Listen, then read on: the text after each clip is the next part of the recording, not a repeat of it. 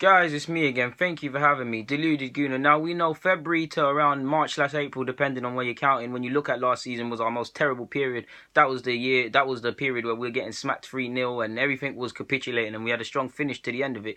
For me personally, it was December. Now, I always say, for me, December's a big thing. I've told you how I approach the Premier League. For me, it's August to December. You fight from August to December. You don't really look too tough at what everyone's doing. You concentrate on, obviously, you're going to drop points, but lessening the chances, if that makes sense, of dropping silly points, winning games you're supposed to win, grinding. You get to December, you win these games in a crucial period, and you not drop too many points. Then in the new year, you kind of see who is going to make up. Well, I know City are running away with the league, but mathematically they can be caught up. You see who is going to win the league, who is top four, who is trying to scheme on Europa League places and all of these things. That's how I look at it. Like I said, February to March/April was the hardest time, but for me personally, it was December. Now, last year, what did you hear? It's a new Arsenal, blah, blah, blah. Long story short, we were playing relatively fine up until December. We were doing our thing. Pivotal month coming December, we're having Christmas parties. And we shot ourselves in the foot at set pieces against Everton. And we even took the lead, I'm so sure, in that game. And we shot ourselves in the foot 2 games in a week in the second one against Manchester City, in which if we kept doing what we'd done in the first half, we would have won. We win. I know hindsight's a wonderful teacher and everybody's a genius at hindsight, but if we took 6 points, we'd be in the top 4. It's not even, and that's without me getting into the silly losing points at West Brom, losing points at Palace, the draw with Bournemouth, not turning up against. I'm so sure we lost to Watford last year. Correct me if I'm wrong. Not turning up at Stamford Bridge. We got a draw at Old Trafford, but if you turn up, you could have got 3 points. Things like this. We missed out by Liverpool by a point. All of these things could have been made up. Say what you want about Arsenal being crap. It could have been there if they did it. Now, this December, I don't want to see a repeat.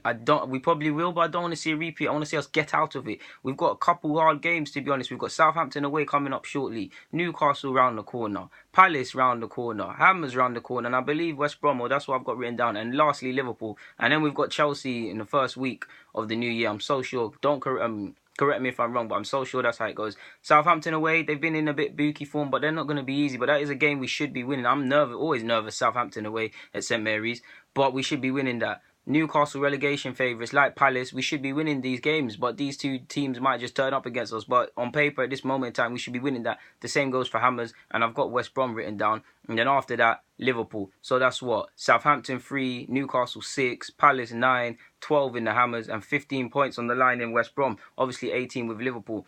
Best case scenario. The best case scenario for me is we take 15 points. We take 15 points. We can't really accept any less than that. The most I can accept, well, the less most I can accept, if that makes sense, is 3 wins and 2 draws. What does that work out as? 3 wins is 9 points. Two draws. That's 11 points. 11 points from a possible 18. You drop 7 points. You can work with that. It could. Don't get me wrong. There's other examples you can work out mathematically as the better examples, but you can work with that. That's 3 wins and 2 draws. You can work with that. 7 points drop, but you can work with that. For me, ideal scenario is 15 points going into that Liverpool game on the 22nd. Now, Liverpool, I believe if we turn up, we can have a game against Liverpool. Because if I look at it as a player, this is how I look at it. I look at Chelsea and United. I look at United, and United finished 6th and they ain't been where they've been. But if I'm a prospective player, I'm looking to sign for City and United and Chelsea first. I'm not really looking at Spurs and Liverpool and Arsenal. Like, there's no point signing for these. I can't understand why Ox made a sideways move. Like, you should have went for the Chelsea team, in my opinion. To be honest, at the degree of sounding biased, I'd consider Liverpool and Arsenal way before Spurs, in my opinion, because there's levels. But yeah, where was I getting at before I got on that? Yeah, man, we need to just take the points. We don't know how it's going to go against Liverpool. We don't know. On the past couple fixtures that we played, we're going to get our asses handed to us. I'd love to be wrong, but we're going to get our asses handed to us. Like I said, if we beat them, we take 18 points, and that's a great position. But if we took 15 prior to Liverpool and they smacked us, yes, it's going to hurt. Just like how United beat us and it hurt. And yes, it'll be another time Arsenal flatter to deceive against a top 6 side. But we'd have 15 points, and similar to how we've taken 6 points going into the United game, we've done the most we could do, and that would definitely, in my opinion, be a better December. We cannot let the same things happen like last year. We need to get out the December period. And if we lose a game like we did it on the weekend against United, we cannot feel sorry for ourselves against Southampton, because you saw last year Arsenal going for like 3 weeks or a month in a row, just getting smacked.